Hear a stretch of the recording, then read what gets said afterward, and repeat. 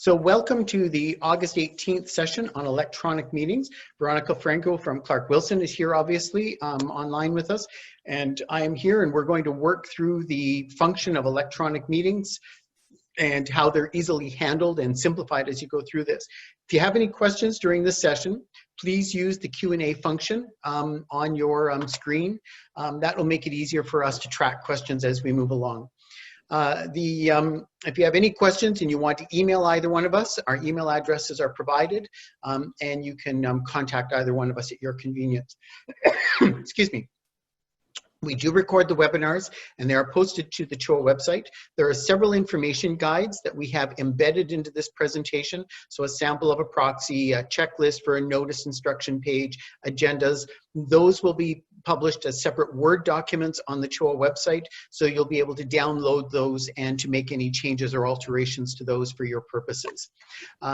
We'll try to group questions at the end of the presentation under the Q&A just to keep them more concise. But if there's something we missed, please don't hesitate to email us. Again, for your protection, don't identify your strata plan or business or any personal information during the webinar. The remainder of the information, I think, should be fairly self-explanatory. So without any further ado, Veronica, let's just jump right in and go right to it. So do you want to start off on this? Sure. So April 17th, we know that that's the date that the provincial government allowed or changed the legislation that were actually allowed for a ministerial order to allow for strata corporations to have their meetings electronically. So that now if you want to hold an AGM, giving in mind the state of emergency and the inability to hold meetings with without social distancing, we now have this provision that says you can hold your general meeting by an electronic method as long as the method permits all persons participating in the meeting to communicate with each other during the meeting. So in that case, you can have telephone or you can do it through Zoom just like we're having a meeting today. And so really the key is switching over from what you think about as an in-person meeting to how you would run your meeting electronically. And just like an in-person meeting, the successful running of a meeting is entirely dependent on the planning that you put in to ensure that the procedures and methods that you use will comply with the Strata Property Act and the Strata Corporation's bylaws. Yeah, and I think as a word of caution, we might add to everybody and for everyone, even though gatherings under 50 are permitted, it's still not possible for most strata corporations to hold in-person meetings by the time you apply social distancing rules or the registration rules as people are lined up through hallways. And, you know, give the message out if you're going to do an in-person meeting, everybody wears masks. You have sanitization stations. You may not be able to use your meeting room washrooms collectively without proper sanitization, those types of conditions. But when you apply the 2-meter rule, what used to be 100 people that you might be able to hold in a room is now actually 15 people. So it's kind of a 15% rule. So even though we'd like to do it, it may not still be possible under safe conditions. Cool. So electronic meetings are permitted. The one misconception people have is that things have changed. Nothing is different other than the location is an electronic address as opposed to the room you're meeting in or hotel that you're meeting in. So the notice requirements, the registration requirements, the methods for communication, people being able to talk to each other, how motions are made, procedures and methods of voting, record keeping for the minutes, they're all exactly the same. Nothing has changed on this front, so you don't have to relearn those skills. The difference is we are doing this electronically through a collective address. That's the big difference to remember. And it's important to be mindful that the dynamics of this don't change the authority of the Strata Council either. Your obligations as the president of the council to chair a meeting, scrutineers who you may appoint to count ballots, if you have a ballot counting process that's necessary, all of those actions and functions still remain the same. So this is just a sample of what your agenda page, and you can see how your agenda page, your agenda in a notice package page isn't really going to change. You'll have, you know, the Strata Corporation. This one is an example of a special general meeting agenda, and it's providing for the meeting to be at noon, and it's going to be by Zoom. And you will be providing in your agenda package instructions on connecting through Zoom. And then it says, and it reminds you that registration's at 11 a.m. Like, and just one sort of small comment on registration. I think a lot of people are daunted by the idea of registering electronically. It's one of those things, just like any other thing you do or skill you acquire. It takes practice, but it really doesn't take a long time to figure it all out and be actually pretty quick about it.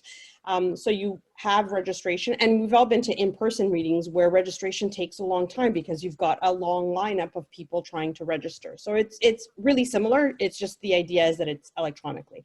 So you've got all the same agenda page things on the agenda. You've got the calling to order, certifying proxies, quorum, electing a person to chair if that's necessary, filing proof of the notice of meeting, approving the agenda, approval of the minutes, reports of council, ratifying any rules, report on insurance. If this were an annual general meeting, you'd have to approve the budget, then any new business. So any of the 3/4 vote resolutions or 80% vote resolutions or unanimous vote resolutions, you'd have the resolutions in the notice package.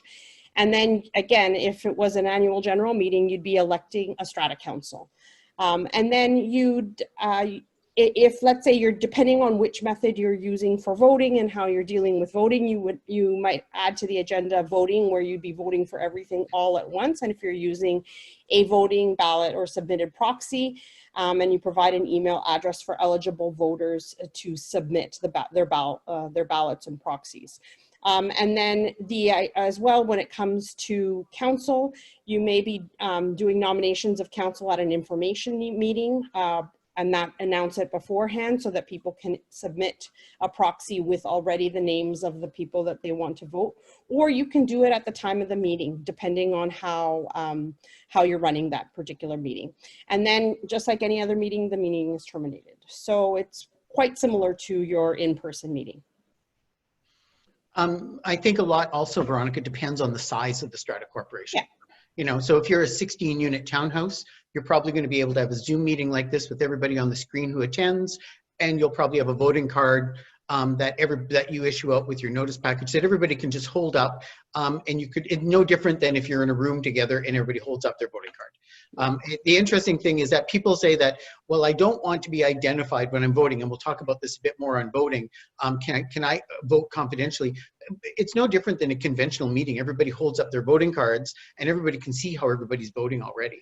So, you know, when you have multiple resolutions to vote on, though, it's nice to have the proxy and the voting cards that can be all emailed in, because it provides proof of who voted for which strata lots, so that the scrutineer can verify those, and it ensures that there aren't double votes.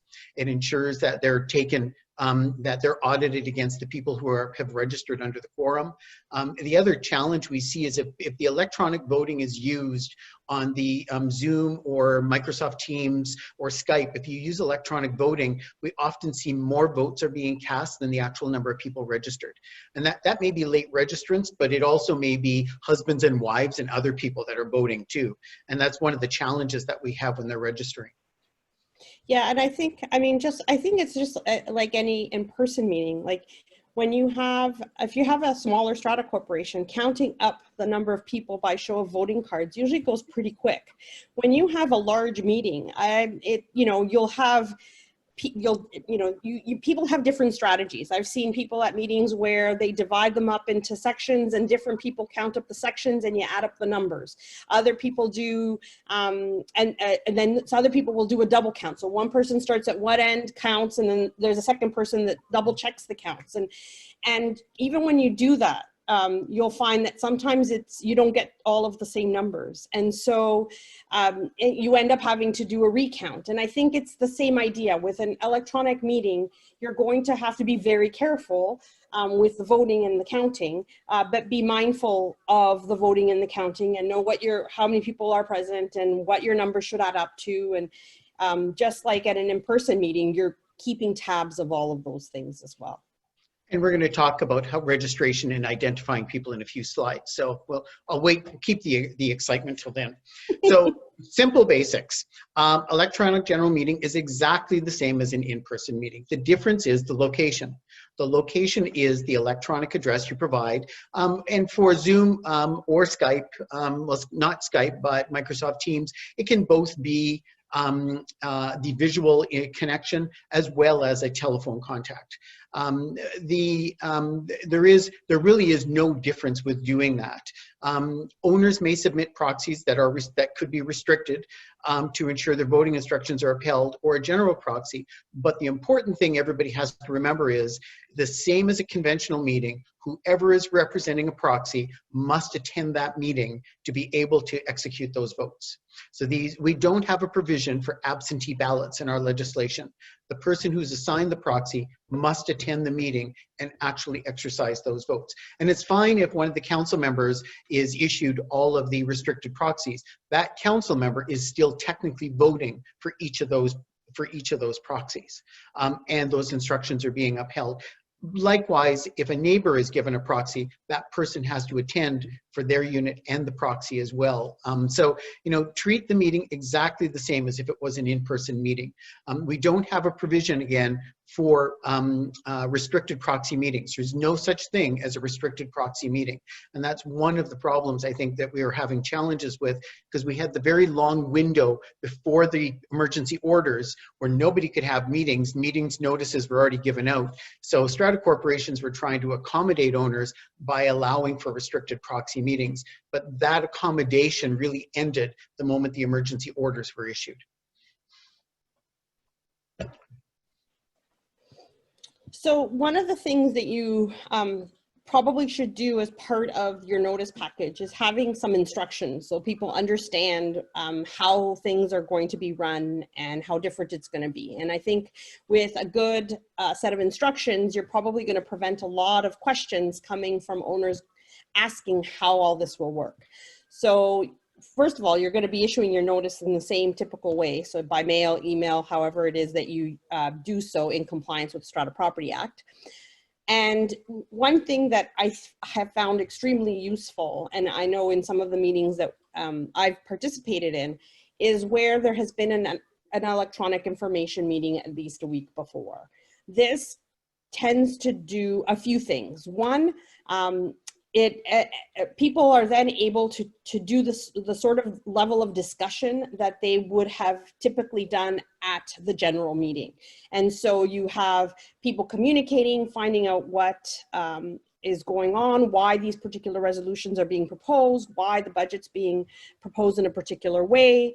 You can find out who the nominees or who wish to stand for council. So you have all of that information beforehand. The other thing that I've found it actually helps with is where you do use a restricted proxy that you include in your information meeting. By the time the information meeting is held, you already see some of the errors people are making in submitting that proxy.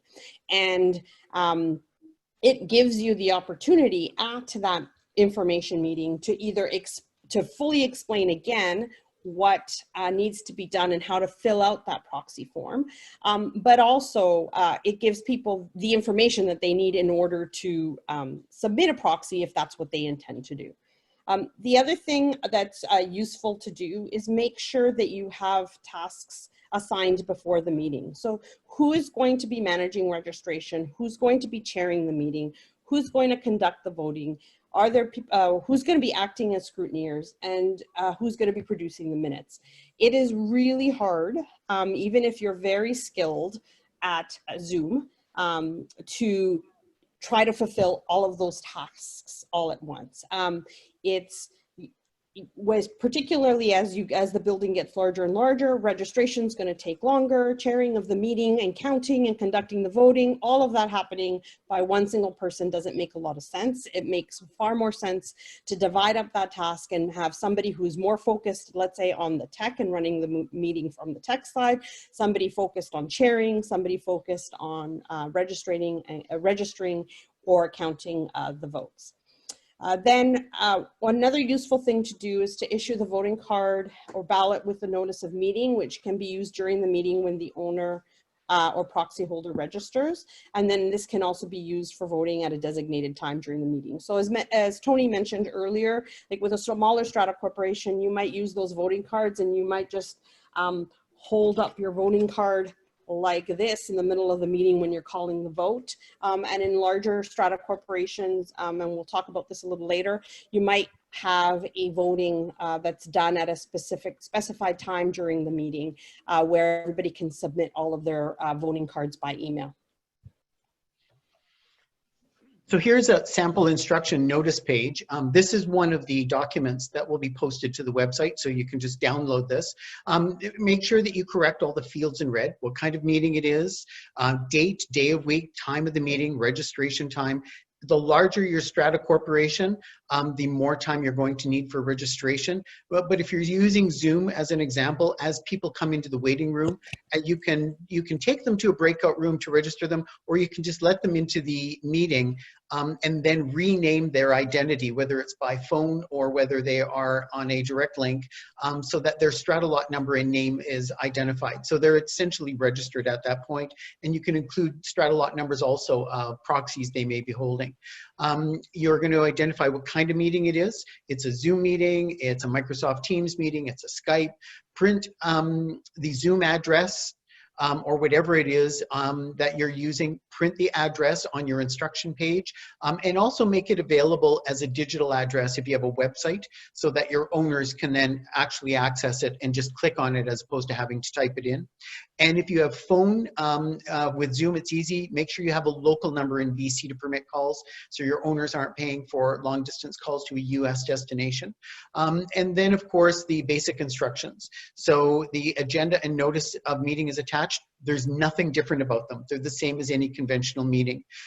If you're attending electronically, please join by computer or smartphone or the dial-in phone number provided. Voting for procedural matters such as the approval of minutes, the approval of the agenda, and termination can all be done verbally or by an electronic majority vote during the meeting. You don't have to have separate balloting for those. They're all majority vote items, and they can easily be managed through the course of your meeting. Voting on the proposed agenda items such as budget, 3/4, 80% or unanimous resolutions, how you're going to vote on these, make sure this is clear in the instruction. So in this instruction, it says they will be processed at the end of the meeting, so all eligible voters may email their ballots to, and then you print the email address. The email address will be the email address to the person or persons who are acting as the scrutineers and who are going to be calculating these votes. I have done this for many strata corporations already, several of them over 500 units, and it works incredibly well if you have 1 or 2 scrutineers at an isolated email address in a computer, and as they're coming in, they're calculated, their files are saved. You can print them if you want to, although you don't have to. This includes any of the proxies that a person may be holding with those instructions as well. It gives you a very nice, accurate count of the votes. It also ensures that you have evidence of who voted and how they voted. You're not publishing that information in the minutes, you're just publishing the outcomes, so that information is held in confidence at this time. It's not a secret ballot, but essentially it's a balloting system that's not being published or polled. Remind people to keep their computer or phone on mute. It's a challenge we all have. This is why you need a system administrator to do this for you, as opposed to trying to chair the meeting and do this. It's impossible to do that. But somebody can constantly be looking through the list to ensure that people are muted. People can put their hands up if they have questions, and you can respond at that time. You also want to request that a copy of any proxies have to be issued to the registrar or the chairperson in advance of the meeting so that they can be certified certified and reviewed for any restrictions or there may be errors that need to be corrected. List the email address where to send a copy of the proxy form. It's very helpful and important for people. There might also be a manual drop-off in your building. Some buildings have provided that. If you have an email address and a manual drop-off, be sure to put that on your instruction page. And then the last item is around proxies. If an owner is unable to attend, a courtesy restricted proxy has been included that they can use for their strata lot. And the proxy holder on that proxy will not have discretion to alter the vote or vote on amendments on the proxy unless you provide that instruction on the proxy form. And we'll show you that in a moment. But there's a space where the proxy holder can, the owner of the unit can say, I permit the proxy holder to vote on amendments or to make changes that may occur during the meeting, and it has to be physically signed off by the owner. And then remind people that a proxy holder must attend the electronic meeting to exercise those votes. Again, they are not absentee ballots, and the restricted proxy meeting doesn't function in that method. Did you have anything else to add, Veronica? No, I just want to say again, a restricted proxy meeting isn't a meeting by proxy. Exactly. All it is it's a regular general meeting. Yeah. Okay, so what's included in the notice, I think we went over that sort of rather generally, but it's what you have to include in all general meeting notices. You're going to have the agenda, you're going to have the exact wording of any 3/4 vote, 80% or unanimous vote resolutions. You're going to have the proposed budget and schedule of strata fees if it's an AGM, and the financial statements for the accounts showing the opening and closing balances and the details of expenses and revenues if it's again an AGM. You're going to, if you're encouraging people to attend by proxy, you're definitely going to have a sample proxy form that's going to show that's for the convenience of owners. You're going to have some instructions on how to register the electronic meeting and how the voting will be conducted, just as Tony showed in the previous slide. If it's an AGM, there's going to be a report on insurance, and if you're going to be holding that information meeting that we suggest, then you'd have a date and the schedule for the information meeting that's approximately about a week before the meeting. Might also be worth pointing out on this that Bill 14 received royal assent on Friday, and there is a minor change to the Strata Property Act that you no longer can wait for your AGM to do your report on insurance. If your insurance renewal has any changes to it, you must, as soon as feasible, notify your owners of that change, and that probably means sending out correspondence with a copy of the new policy. Particularly if you're not having if you're a strata corporation that doesn't have council meetings each month. Exactly. Yeah, you could include it with your council meetings, but the suggestion is the moment it touches your hands, get it out to your owners. Registration, who gets in? So registrants are best identified by strata lot or unit number because this is how your owner lists are going to be set up. And it'll be very easy to cross-reference them and check them off. If it's a Zoom meeting, as each person is permitted entry from the waiting room, just simply rename the participant and identify their strata lot number, unit number, and any proxies. Now, if one person is holding, one council member may have been given 15 or 20 restricted proxies, you might just want to put the number of proxies so that they can be easily identified, but you're going to need to know in advance what all of those are so they can be registered and certified. If a ballot or proxies have been issued, make sure you've confirmed that the correct unit number and strata lot number is written on each form. Those get very confusing, and trust me, in a strata of 500 units where 402 people attended, it was a little bit of a gong show and a nightmare. So it's really helpful when you're issuing those to make sure that information is clear on the proxy form. Whoever is the registrar, this is the person who is going to basically register people, identify who they are. Most cases, it's the property manager who is the meeting administrator or a council member who is doing this. They're going to require copies of all the proxies in advance of the meeting so they can certify they are valid for the meeting. They physically need to see the proxies, that it actually is the person, the strata lot number, the unit number, who they've assigned. A blank proxy is not a valid proxy. You need to identify who's been assigned to represent this proxy, and if there are any restrictions or voting numbers or voting limitations. And then, of course, provide an email address with the instructions and a date for receipt. So the proxies, any proxies must be received no later than 12 noon on Friday, August 21st. So try to give yourself 24 hours in advance to assemble these. The larger the strata, the more time it's going to take. So just before we go, I just wanted, if anybody who can see me, you'll see that I renamed myself, and I renamed myself on the fly as Unit 101 plus 20 proxies. And as, and that's because I'm a host as well. So it's really, really easy to do that for the person who is doing the registration. And then if you have all of that information there in front of you, it becomes much easier, as Tony said, to do the voting. So what is a limited or restricted proxy? I hear all the time about restricted proxy meetings, and there seems to be a lot of misconceptions on what a restricted proxy meeting is. I think I've already said it, and I think Tony's already mentioned it. A restricted proxy meeting is not a meeting by proxy. So that needs to be erased from everybody's mind, that we are having these meetings by proxy. What a restricted proxy meeting is really just a regular general meeting where you have proposed and asked and encouraged people to submit a proxy to vote rather than coming in person.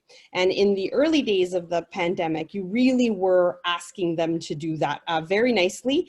And most people cooperated, and you had very little resistance because we didn't have most strata corporations didn't have bylaws that allowed for electronic meetings. And that's what the change in the regulations allowed, is it allowed for electronic meetings, so people didn't have to be essentially feel like they were forced into providing a restricted proxy. So you can have your general meeting in the usual way, except through an electronic format.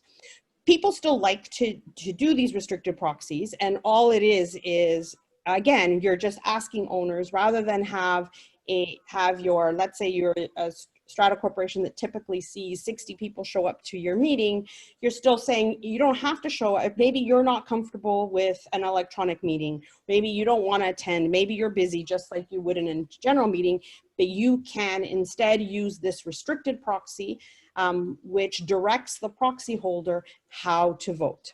And it's restricted solely to the voting instructions. It typically may not be used for amendments or other business unless the restricted proxy says that you give the proxy holder the ability to deal with amendments. The proxy is not a ballot or a vote. It's just voting instructions for the proxy holder. And that is why you have to, the person who is holding your proxy has to attend the meeting. Again, when you're doing a restricted proxy meeting, oftentimes the council suggesting a council member or some other particular point person to be the holder of the proxy. That's fine. You can do that. The designate must be registered at the meeting and exercise the votes at the time the vote is taking. And there is no provision in the Act for a meeting solely by restricted proxy without owners attending. So if owners don't want to use the restricted proxy form that's provided, the Strata Council cannot force owners to use those. So here's a sample of a restricted proxy, and yes, it's small, but this document is also included on the CHOA website, so you'll be able to download it. And it just basically goes through the instructions of what will take place throughout the process for the proxy holder. It says that the proxy will be represented by a designated council member, advisor, or alternate. Each instruction is voted as restricted. No amendments will be permitted. Accurate count of each vote will be recorded in the minutes.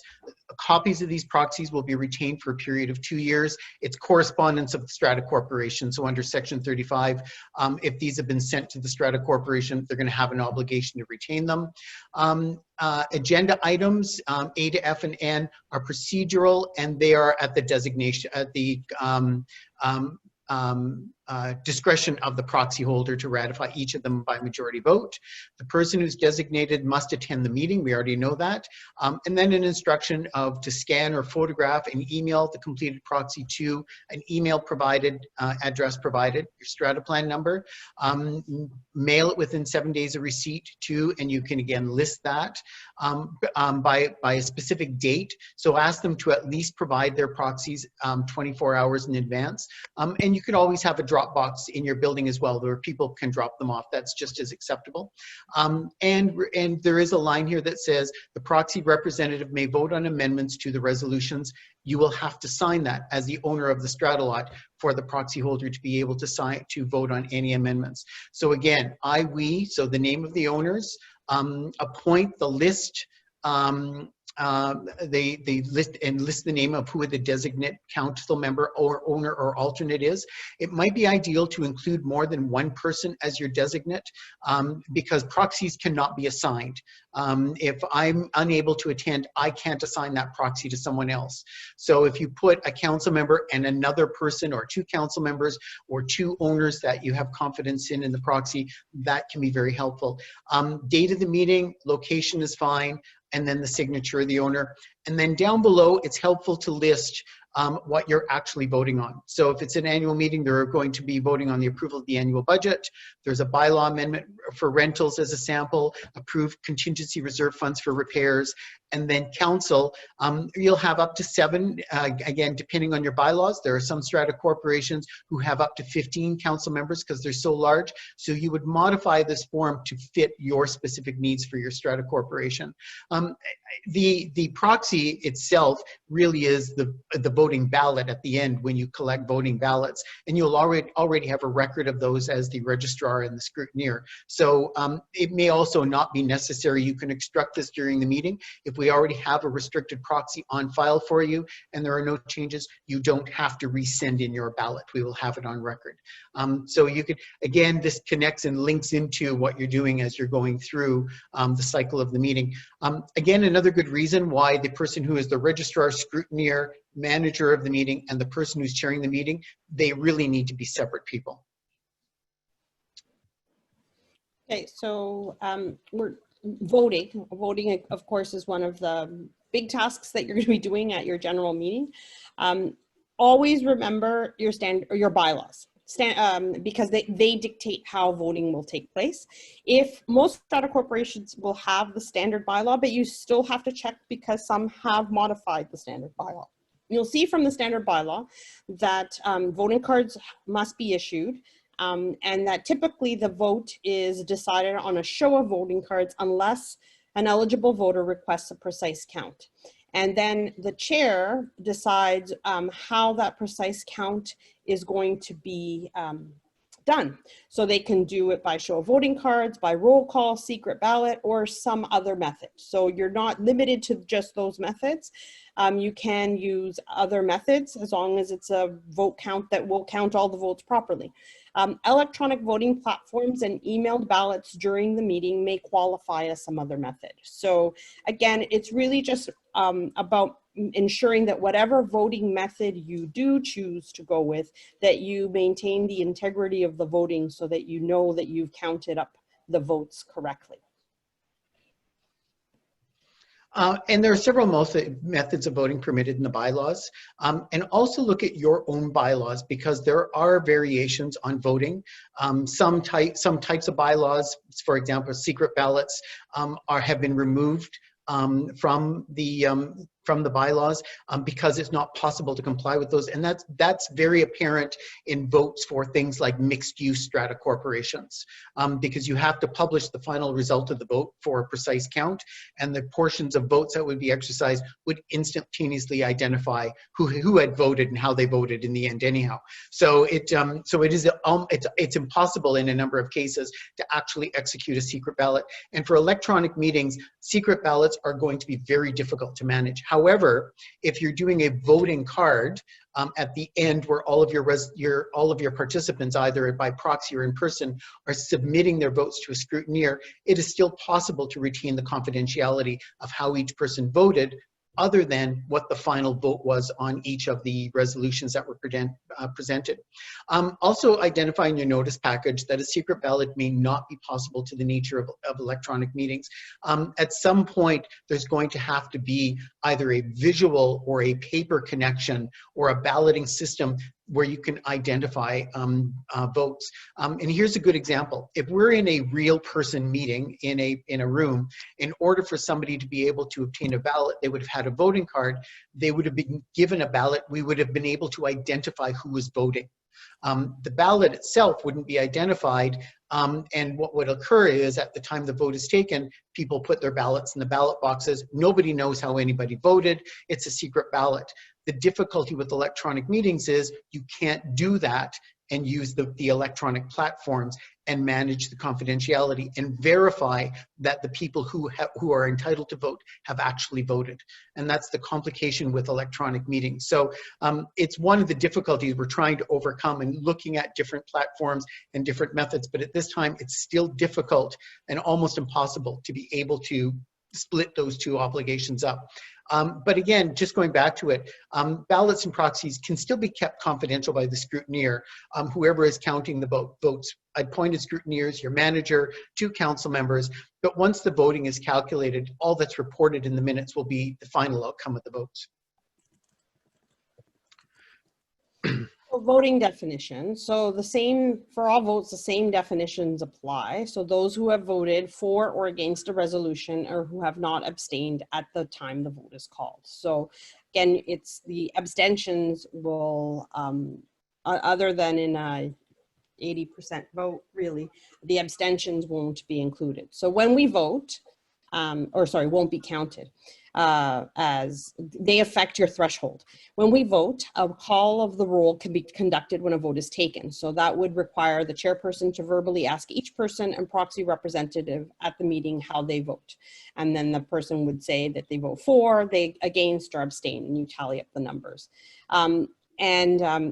Owners may have been issued voting cards and proxies, which can be visually shown on the screen and counted. So you can sort of do the counting like you would in an in-person meeting with people showing their voting cards. Electronic response can be used on electronic voting platforms if each voter can be identified, and you do have that possibility by using polls, for example, within Zoom. You can identify who voted after the fact to sort of audit that. And electronic, and with the roll call as well. That can be done verbally, but you can also do that through the chat function. So for example, I can call upon a particular person, Unit 101, and say, do you vote for, against, or abstain? And they can private chat the scrutineer or depending on who's doing the vote count. So you can set that up. Or you can do the designated window that's set for voting, and eligible voters can submit their votes at a designated time by email. So you can go through all of the items on the agenda, but then call the vote for all of the items at the agenda towards the end of the meeting, as we showed in that sample agenda package, and then you give that time period for when voting can start and then when voting will end, and then people can submit their votes and you tally your votes that way. I'd also be helpful to remind people we're using the webinar format for Zoom, which doesn't have the participant voting function to it. It's easier for teaching purposes to use the webinar format. Don't use it for general meetings though. Just use a direct Zoom meeting, because under the participants link, what can occur is you can actually do voting, and as you've identified and registered each person, they will be identified on that voting. So you can identify for majority votes, especially if 90 people voted in favor and 10 people voted against. It's very easy to manage that as you're going along. Yeah. Yeah, and that poll function is particularly useful for all those majority vote procedural votes, for example, and particularly in larger meetings, right? Because in larger meetings, there's a maximum number of people you can see it in your screen. Yeah. Not 300. Yeah, exactly. So if you have a really large corporation where not everybody's on the screen and showing them voting cards is going to get a bit tough. Having to produce, for example, the majority vote for approving the agenda, you can preset the question already and then call for the vote by poll when it comes time for that. And it can be pretty quick. It's certainly a lot faster than actually counting. Exactly. If you use the polling method, though, you have to be sure that you don't have more votes than you have registrants, That's because right. the polling method doesn't identify who voted, whereas the participants voting method actually identifies who voted. So it gives you the ability to verify it. So if they both work, just make sure you do a double count to make sure you haven't doubled the number of votes. So Yep. yeah. I know we've all been through the tests and the trials of this. So if a strata corporation is mixed use, it's even more critical that you identify the voters so you can allocate the correct voting entitlement to each ballot or proxy. And we have thousands of mixed use stratas across the province, and they're conventionally residential commercial or hotel residential mixed, or a variety of these different sequences. But the non-residential or commercial strata lots have voting proportionality. So they don't have one vote per strata lot. And look at your schedule of voting entitlement. So this is where this job gets that much more complicated for the person who's chairing the meeting and for the property manager. And you need to have you need to have a copy of the voting entitlement in front of you, especially if you have a large shopping center or something else within your allotted area. You may find that that area might have something like 27.55 votes. It's essential that you calculate the percentages or the fractions of those votes, because they will affect the voting outcomes on resolutions. And so again, and another thing is, if you're voting on bylaws that affect the corporation and its mixed use, both the residential and the non-residential have to vote separately on resolutions to approve bylaws, which has been an oversight in many bylaw amendments that's had to have been corrected. A voting card or ballot that's submitted in a voting window is just the easiest way to provide evidence of how each eligible voter and proxy was decided. And it helps you, as the person chairing the meeting and acting as the scrutineer, to deal with identifying mixed use votes. And again, we already talked about secret ballots are not possible, because we know the proportionality eventually gets identified in the minutes anyhow. So one of the things you always have to consider too is confidentiality. I know in early days when we started working from home and people were having to adapt to electronic meetings in general for business purposes, there was all this talk about Zoom bombing and people showing up into your meetings without having been invited, so to speak. There were unwelcome participants or attendees. So you also have to think about confidentiality as well for that reason, because not all platforms are secure or confidential. So if your meeting requires a confidentiality agreement or contains some privileged information, you're gonna wanna get some legal advice on the proceedings before you start the meeting. That's pretty par for the course when you're dealing with wind-ups, for example, because you may have some confidential information about the sale price, for example. You may be dealing with some confidential issues, for example, in wind-up meetings. So again, you will want to get some legal advice if there is some concern about confidentiality.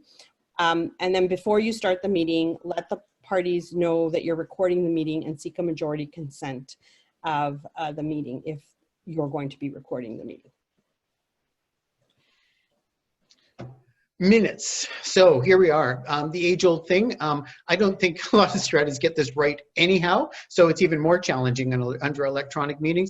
Remember that the basics you require: the resolutions, any amendments to the resolutions, if there were amendments that were approved or declined, and the result of the vote. That's essentially what your minutes record. It's what was done, not what was said. So the decisions of the owners are what are essential. Both proxies and voting cards may be collected, but the result of each vote, unless a poll is required, in the minutes. If a poll is required and taken, you do have to include the poll in the minutes, how each person voted, yes, no, abstained. So there are some consequences in how you do vote. So if you're using a simple majority vote, either through a poll or a vote function or a show of voting cards, then it's the chairperson who will declare whether the vote is passed or not. If somebody requests a precise count, start by just taking a precise count. It makes it so much easier, and you don't have to go back and recount the votes. And then include the details of the voting methods, the total number of proxies and the registered owners, and all the voting results. We don't include how people voted, how each individual strata lot voted. It's more the essential capacity is how many votes were cast, did we calculate it correctly, and what was the result that gets recorded in the minutes.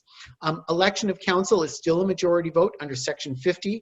Include the names of the people nominated and the elected council members in the minutes. And remember that it's those persons who are elected by a majority ballot at the time the vote is taken. And that will include both the proxies and the people who are present at the meeting.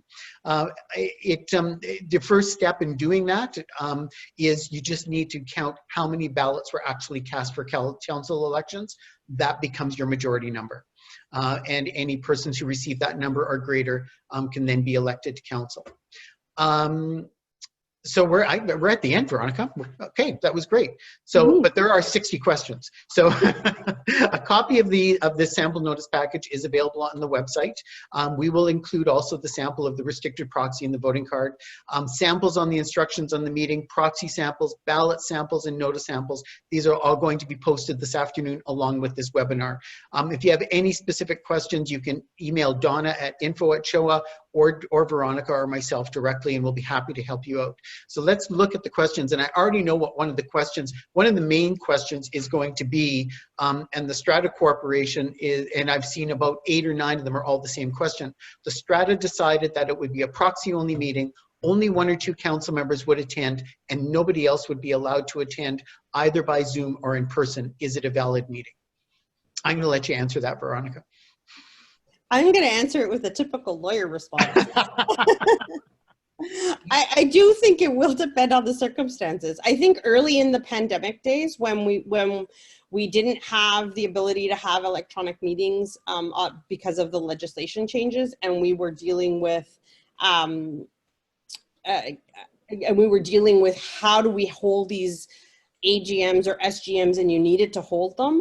I think that strata councils will be cut some slack in that kind of a scenario. Now, maybe not so much, but I think it may also depend on how much of, I mean, if it's, will one person complaining of it be enough to invalidate the meeting? I don't know. So I think there's a lot, and what was at stake? Like, I think it will depend. I certainly think that it calls into question the validity of the meeting. I think it raises an important question about whether that meeting should be accepted as it was. But I don't know if it's in an automatic illegal. That's my favorite question, is what something was done, was it illegal? And I think based on what we've seen just in the law, I don't think it's one of those things that it is necessarily black or white. Well, and I think it's really going to depend on whether the voting rights of the proxies that were issued and the owners were really compromised. Yeah. And does it have an effect? So if an owner wants to attend and they're holding 5 proxies, those 6 votes could materially change the outcome of the meeting.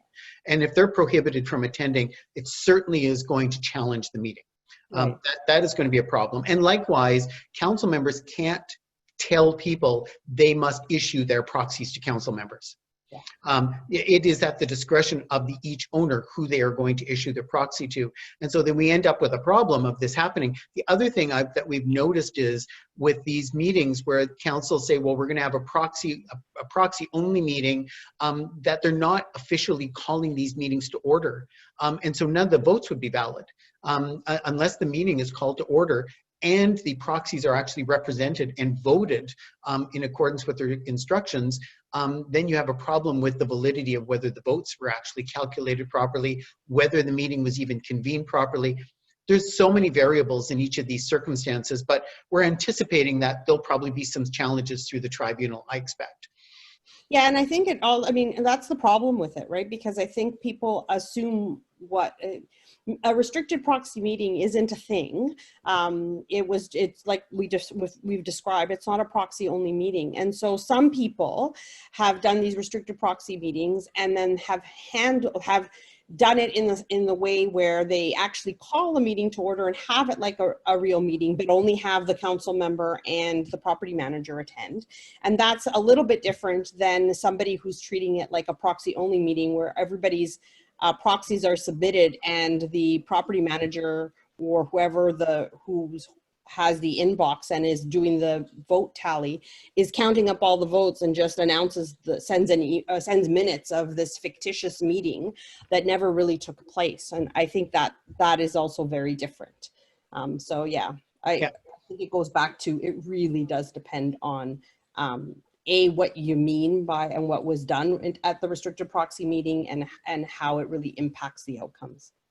And I think every practitioner is encouraging strata corporations and management companies convene a Zoom meeting, suggest people submit proxies to help reduce the workload and to make this as simple as possible, but still enable eligible voters and proxy holders to attend and participate, which leads into the next question of, would the AGM be in contravention of the law if oral communication was not allowed and only written questions were allowed?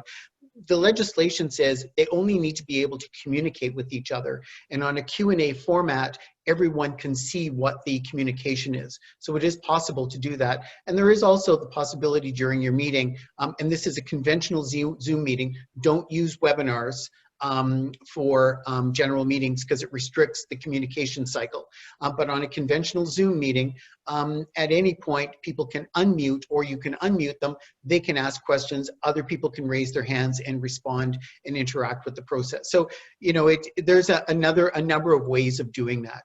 But it doesn't have to be an oral communication. The legislation simply says are capable of communicating with each other. Yeah, and I think there's a bit of a misconception, because I think I've seen in this also in some of the questions, is it's not meant, when it say communicate with each other, it's not meant for cross chat among owners. It's like your typical AGM or SGM. The communication that is happening is really people are commenting or stating their position or explaining why they want something done or not done. And it just, when it means that everybody's able to communicate with each other, it means that everybody knows, either reads it or hears what that person has said. But it's not really meant for owner A to be having a side conversation with owner B. I don't think that was the intent of the legislation. Agreed, agreed. How do persons hold up a card if they're on the telephone and they have no video? Well, you as the chairperson will have to know who they are, and you're going to have to poll them. You're going to have to ask them how they vote, which is perfectly acceptable. Agreed. Yeah.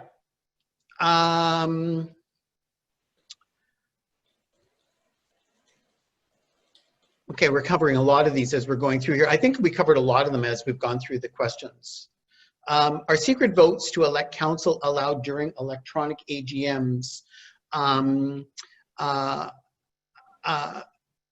Possible. And so again, we talked about this a fair amount. Secret ballots are going to be very difficult, but the ballots that are submitted and in the window at the end, and I don't think we covered that very extensively, but conventionally what's easy to occur is you might have 3 or 4 major resolutions. So approve the budget, you might have had 1 or 2 resolutions, and then the election of council.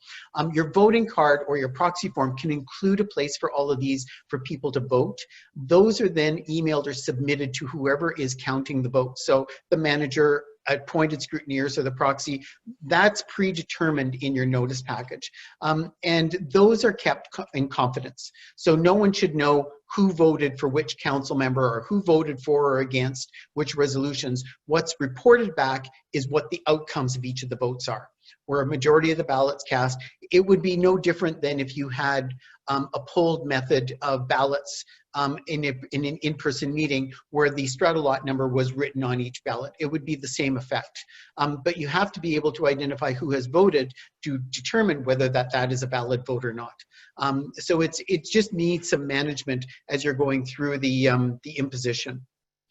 Is there specific legislation that is stated that upon imposition of emergency, a restricted proxy is not valid and not applicable? This reference will help nail that. Thank you. Well, there was never a provision for a restricted proxy. Remember that a restricted proxy is a proxy that is restricted by an owner. It is not a provision that is imposed by the strata corporation or imposed by a strata council. That is the essence of a proxy. It is up to the discretion of an owner. For courtesy, strata councils can issue out restricted proxies so owners can have some confidence that what their voting instructions are going to be upheld. And I think that's one of the misconceptions here, is that you really need to look at what the perspective is on restricted proxies. Do you want to add a bit more to that, Veronica? No, I think that's great. Okay, okay. What information should be on voting cards? Just the resolutions and the things that people are voting on. And if it's elections of council, they can be added at a later time. They can be added at the information meeting. They can be even added during the meeting, so that when owners send in their ballots, if you have nominations from the floor or additional nominations, those names can be added during the meeting. It's nice if you have a good idea at least a week before, because then everyone who will have sent in their proxies will have been able to have captured those names up as well as everybody else. How do you certify proxies when you're holding a meeting via Zoom? You certify them because you receive them at least 24 hours in advance of the meeting. And the other question was, how can you certify a person is who he or she says that they are? You will communicate with them directly. And this is no different than the way you communicate with them when they show up at the desk to register. Very few meetings, except for wind-up meetings that are 80% voter unanimous votes, ever ask for identification anyhow.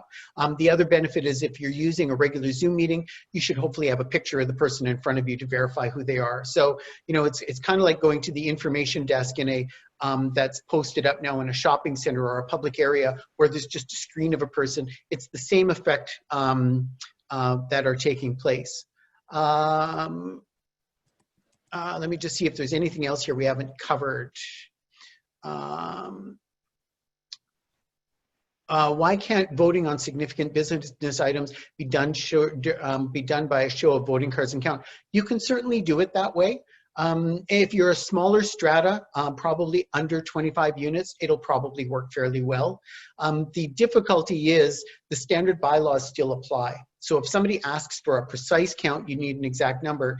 But if somebody asks for a secret ballot, you're probably going to have an email ballot process so that you can protect the identity of people of how they voted and who voted.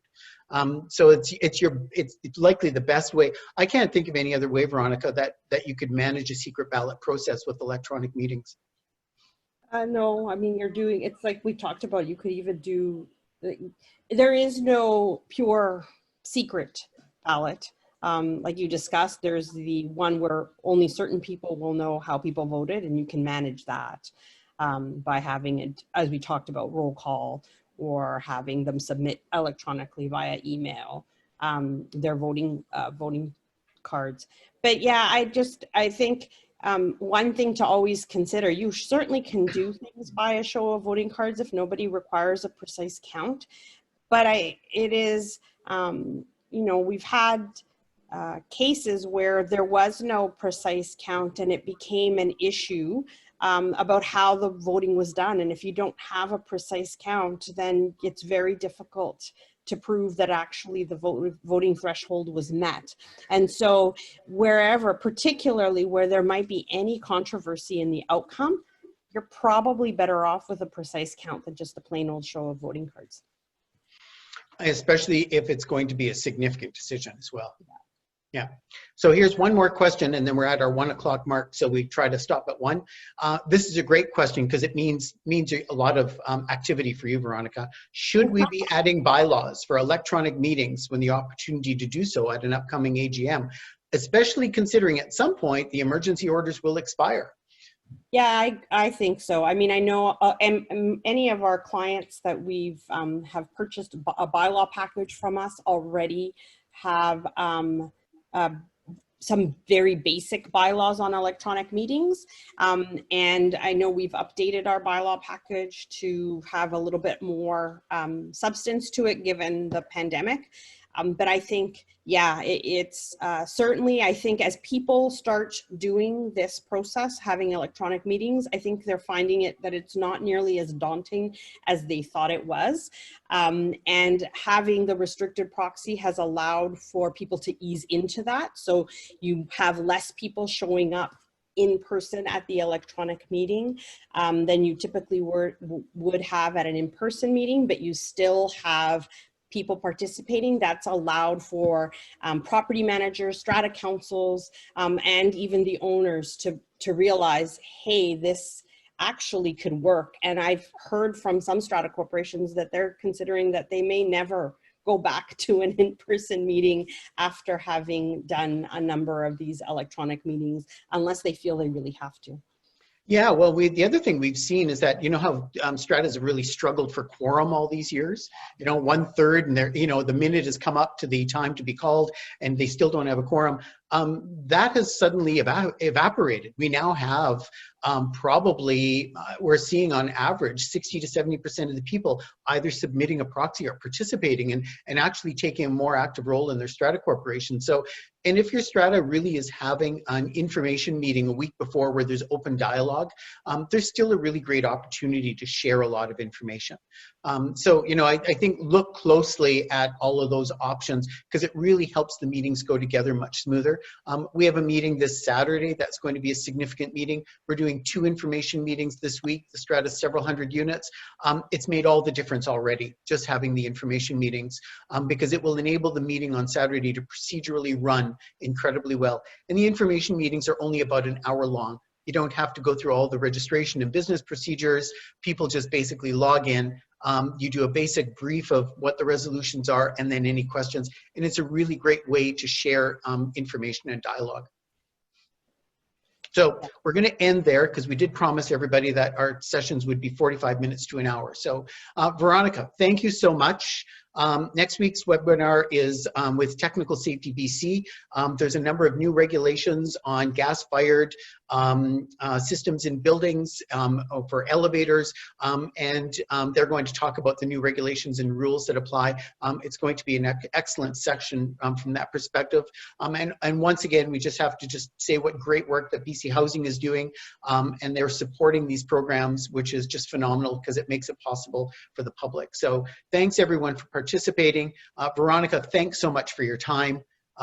It's just always just great to have you on one of our sessions. And we'll say good afternoon to everyone and just email us if you have any additional questions.